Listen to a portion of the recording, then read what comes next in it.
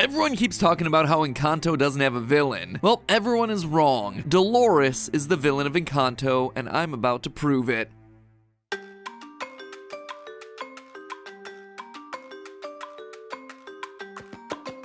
Hello Internet! Welcome to Film Theory, where I'm doing this video to justify the hundreds of hours of my life I've spent watching Encanto. That's not even an exaggeration. Encanto is my 3-year-old Ollie's first ever movie obsession. Excellent choice on his part, couldn't be prouder. But if you know how 3-year-olds work, you know that it means I've watched this thing so many times that I'm approaching the heat death of the universe. Everyone is his favorite character. Every song is his favorite song. And at this point I've had to explain the cracks in Casita so many times that the kid is well on his way to becoming a structural engineer. I don't quite have the heart to tell him that hugs won't repair drywall. We'll have to save that lesson until he turns 4. Obviously, I'm joking. Casita isn't made of drywall, but rather a combination of stone, bamboo, and clay in the traditional Latin American construction style called bajarec. You can actually see the bamboo structure here while Mirabel chases Bruno through the walls. That said, when Casita collapses, you don't actually see any of the bamboo, or really any of the interior structural components of the house. Instead, it's just a lot of stone and plaster. Where did the inside of this house go, Disney? Could it be Casita's magic? Could it be secret hidden lore? Could it be that I've watched this movie one too many times? Yes, definitely the last one. As you might have figured out, around watch 37, I started to notice some crazy details inside this thing to help keep me sane. Like here, where Tia Peppa covers the ears of a stuffed teddy bear while she's talking about he who shall not be named. Or here, where it looks like they gave Mirabel's father some hidden Mickey ears. Or how the closing song literally brings together every other song from the show while also giving me some strong Spring Awakening vibes. But the stars don't shine,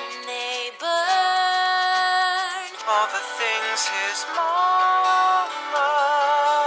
Of everything in this movie, no character has quite as many interesting animation details as Dolores. Like here in We Don't Talk About Bruno, where the fish girl, the only non-family member in the lineup, gets replaced in the dancing with Dolores. So weird detail, right? Probably some leftover element from the production. But what's really interesting are Dolores' character details. Like here where she's forced to cover her ears when the fireworks start going off because of her super hearing. Or here where she claps using only 2 fingers because again, doing more than that would hurt her ears. Or here, where she casts an evil side eye to her cousin Isabella. Hold on, what? That sort of a passive-aggressive look isn't something that I would expect to see out of a sweet, unassuming character like Dolores. I mean, this is a character that a ton of people stand for being the unsung hero of the family. But then I did what I tend to do. I dug a bit deeper, and I really started to think about what we see and hear from Dolores throughout this movie. And bit by bit, the pieces started to add up. Dolores is actively working against the family. She is miserable. She is sick of getting passed over, and she's weaponizing Mirabel in order to sabotage the family and extinguish the miracle. Oh, I'm sorry. Is that an uncomfortable truth? Well, I just have one thing to say to that.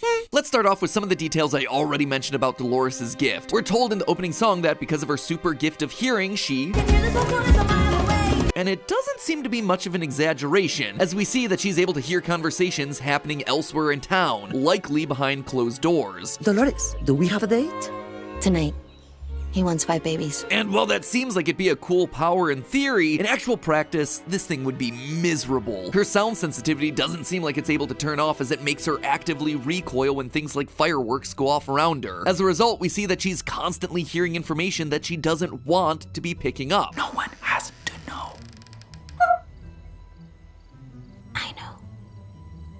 It's also something that scientifically would slowly be driving her insane. You see, the amygdala is this little group of neurons roughly in the center of the brain that helps us with emotional responses, specifically when processing fear responses. When she cowers because of those fireworks, boom! Big ol' shot of amygdala activity as her fight or flight response kicks in. Because those sorts of jarring sounds are important for a human's survival, they tend to jump the line, so to speak, when it comes to processing. It's actually believed that that's one of the reasons why the amygdala is in the center of the brain. It gives it close proximity to all the other important functions of the brain, again, to jumpstart our survival instinct. The thing is, because Dolores' hearing is so good, she would actually be inundated with these sorts of inputs all the time, experiencing a constant sensory overload. We're talking about someone who can literally hear an eye twitching from a completely different room of the house. The only one worried about the magic is you. And the rats talking in the walls. Oh, and Luisa. I heard her eye twitching. all night. Her life spent hearing everything in the town and walls around her would be miserable. She'd barely be able to focus on anything or get a night's rest. But it's a blessing. It can't be that bad. These powers are meant to be a miracle, I hear you saying. And sure, some of the powers are admittedly really cool, but Dolores, Tia Peppa, and Bruno, well, they got the short end of the stick on that one. Healing with food, great. Super strength, awesome. Controlling the weather, fine, in theory, but having your own private rain cloud follow you around while you're in a bad mood, thereby making your bad mood even worse? Yeah, that's gonna suck. Clearly the face of someone feeling #blessed. And it's worth remembering Tia Peppa is Dolores' mom. Bad powers just seem to run on that side of the family, I guess. Bruno, meanwhile, got himself a gift that literally gets the entire town to hate him and has affected him mentally to such a degree that he feels like he must constantly perform superstitious luck rituals. That is not a blessing. Also, can we just talk about Bruno's room? The giant cliffside of stone, a room that was, again, bestowed upon him by the miracle. Yeah, that sucks too. Even the movie acknowledges this one. I left my tower, which was, a lot of stairs, and Dolores? Well, as we discussed, while everyone else is clapping and watching fireworks, she's waving her fingers around and covering her ears. When everyone else is peacefully eating dinner, she's forced to listen to her unrequited love talk about his proposal plans. Her life sucks. While Mirabel feels sad about not being special in her superpowered family, Dolores has it so much worse because she has powers that actively work against her living a happy life. If saving herself and her mother, Tia Peppa, from these miserable, cursed powers isn't a motive to try and end the family's magic, I don't know what is. Oh wait, I do know another motive for Dolores. In addition to, getting herself out of the immense sensory overload that she's constantly being subjected to, destroying the magic also might help with the whole unrequited love thing. In We Don't Talk About Bruno, we learned that Bruno's prediction for Dolores was that The man of my dreams Mariano would be just out of reach, betrothed to another. aka Isabella. It's likely that Dolores could want to destroy the family's magic in an effort to either A, derail Bruno's prediction, or B, sabotage the engagement with Isabella, thereby allowing Mariano to be free for her. I mean, we see how eager she is to scoop him up when he becomes a free agent at the end of the movie. Have you met Dolores? Okay, I'll take it from here. Goodbye. But working against the family to do it? It seems like a bit much, right? Wrong. Let's actually go back to the moment that I mentioned in the intro, her evil side eye to Isabella. Watch the scene. When asked whether there's a date for Mariano's proposal, we get this. Dolores, do we have a date? Tonight, he wants 5 babies.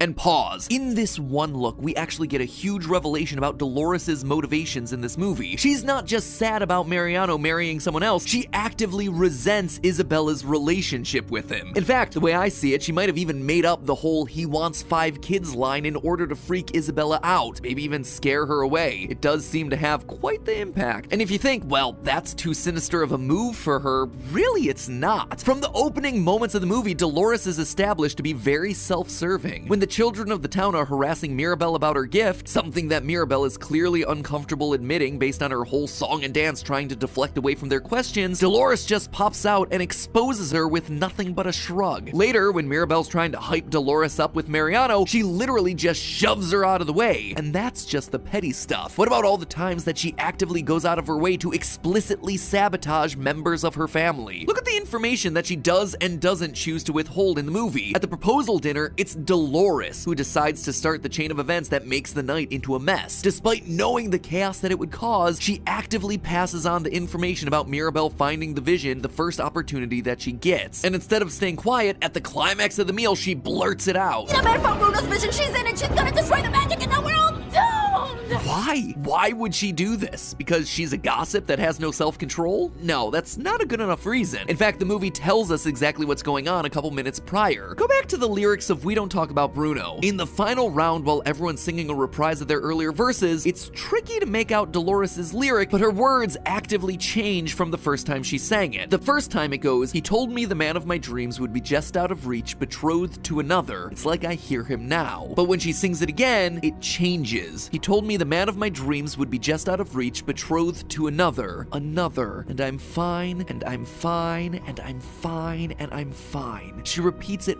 4 times. Something tells me that she's not actually fine going into that dinner. And while she's more than eager to share that bit of information with the family to ruin the proposal dinner, look at what information she chooses to withhold from everyone. She doesn't stick up for Mirabel the first time the cracks appear. Again, this is someone who can literally hear an eye twitching, and yet she doesn't hear any of the cracks that have been forming in the house since Bruno left and since Mirabel's failed gifting ceremony. That is frankly not possible. Wait, Have you been in here?